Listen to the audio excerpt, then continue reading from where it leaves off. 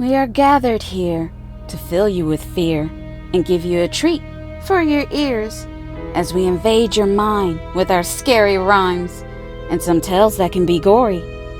As you bear witness and sit here and listen to our poetic horror stories.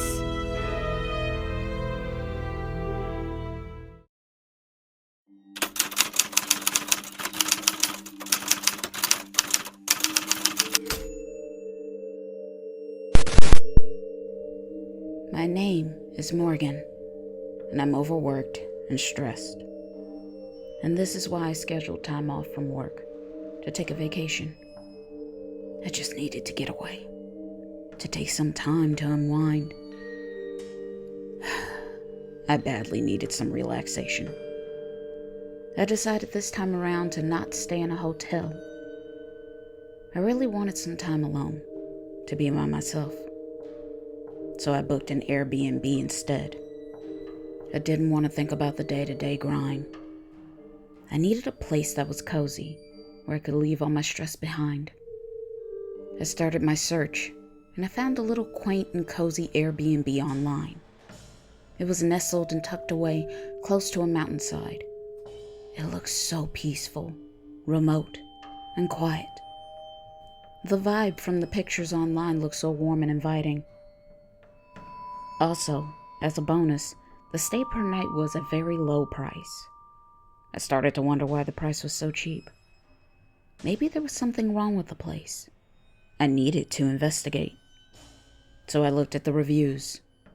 All of them seemed good, except for one reviewer that had a weird experience.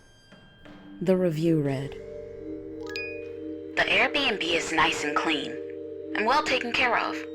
The owner of the Airbnb is named Mrs. Sloan. She is really sweet and hospitable. She even left me and my husband a welcome note. The place really felt like a home away from home. It's really beautiful. There's a spectacular view of the mountainside from a big bay window in the master bedroom. It's just breathtaking.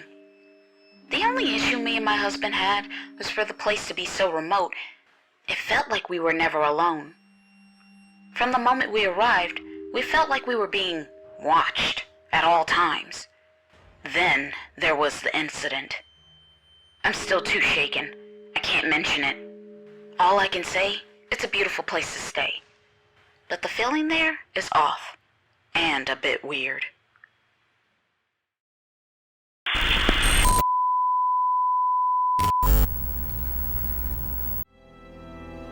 This is just a friendly reminder to please like and comment to let us know how we are doing so far.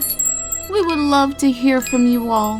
And if you're new, please subscribe and become a part of the PHS crew.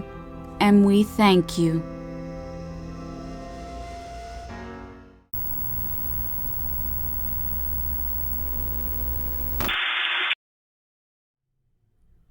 I see that they also didn't stay for their whole vacation. I thought that was strange, but that was the only review that was left that had a complaint. I thought to myself, that's not bad. So I booked the place right away. I was only going to stay for a week. I thought to myself, this is going to be perfect. I would get to commune one-on-one with Mother Nature. This is just what I needed. What could be better?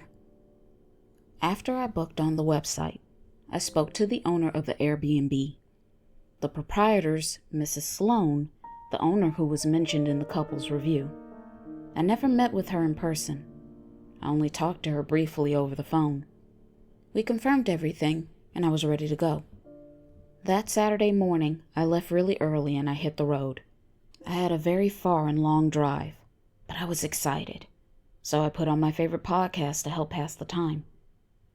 When I arrived at the Airbnb, I made it there at exactly 3. Mrs. Sloan had left the key for me in a lockbox that I had to punch a code into a number pad, and she also left me a message. It read, "I hope you enjoy your stay. Call me anytime if you need anything. Mrs. Sloan." I thought to myself, that was really sweet of her to do. It was a really nice touch and made me feel welcome.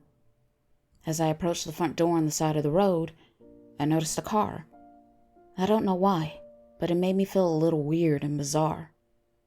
When I unlocked the front door of the AirBNB and stepped inside, the place looked just like what I saw online. It was really nice and cozy. I quickly grabbed my bags and started to unpack.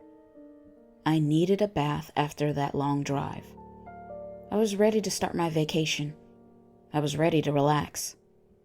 When I was done with my bath, I laid on the bed and quickly fell into a deep sleep. I popped up suddenly because I could have sworn something or someone touched me. I looked around the bedroom, but I didn't see anybody. I quickly settled myself down and thought to myself, I must have been dreaming. So I got up and walked into the kitchen to make myself something to eat. I was hungry. I could hear my tummy rumbling. When I rounded the corner, that's when I noticed the kitchen cabinets were all open. I thought, were the cabinets open when I first walked in? They had to be, because I don't remember opening them. So I closed them, and I made myself something to eat. Then I went back into the bedroom, and I turned on the TV. They were right about this place being remote and quiet. It was starting to make me feel a little bit creepy and eerie, being out here on my own, all alone, no noise, and bright lights from the city, no neighbors next door. If I had an emergency, it would take them a while to get to me. To stop these thoughts creeping into my head, I decided to sleep with the TV on, to keep me company. In the morning, the sunlight shone through the bay windows, bright and early. It was nice. I started to try and focus, to fully open up my eyes. Suddenly, a strange feeling came over me. I noticed it was absolutely quiet. I couldn't hear the TV. I looked at the TV, and it was off. But last night I knew I fell asleep with it on. Then I got a strange feeling that I wasn't alone. It felt like someone or something was watching me. Just like the couple said in their review, I was afraid to move. Suddenly I start to hear tapping on the windows, coming from different rooms.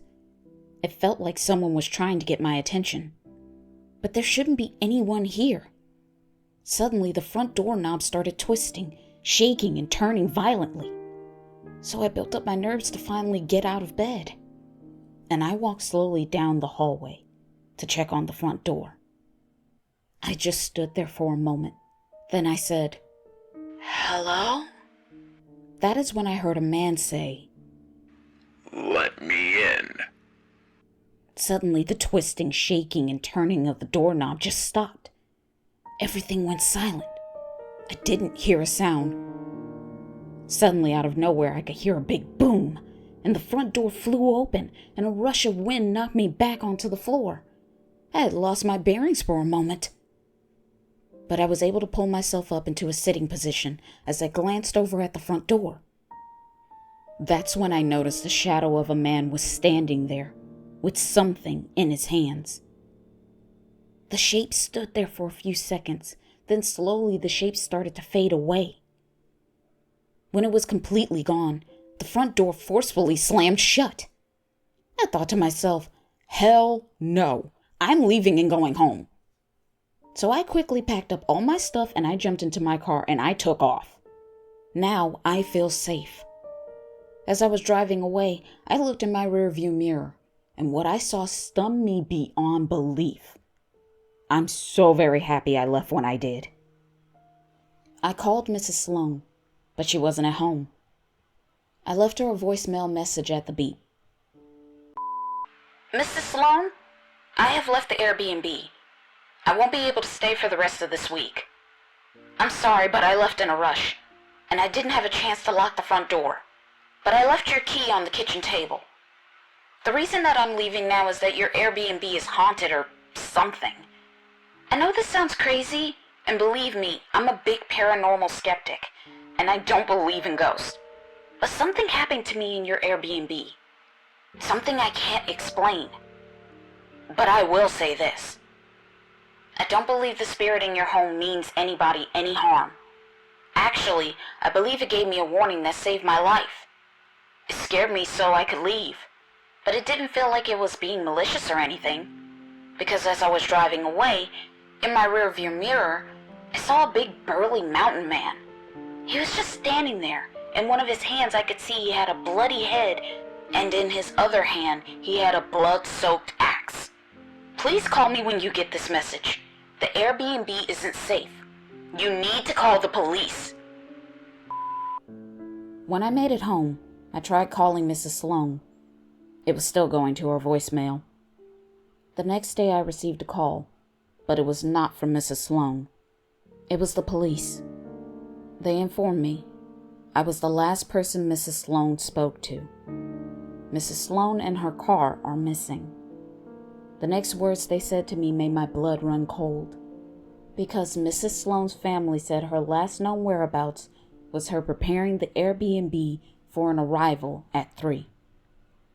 Then I realized the car on the side of the road was Mrs. Sloane. She didn't have a chance to leave.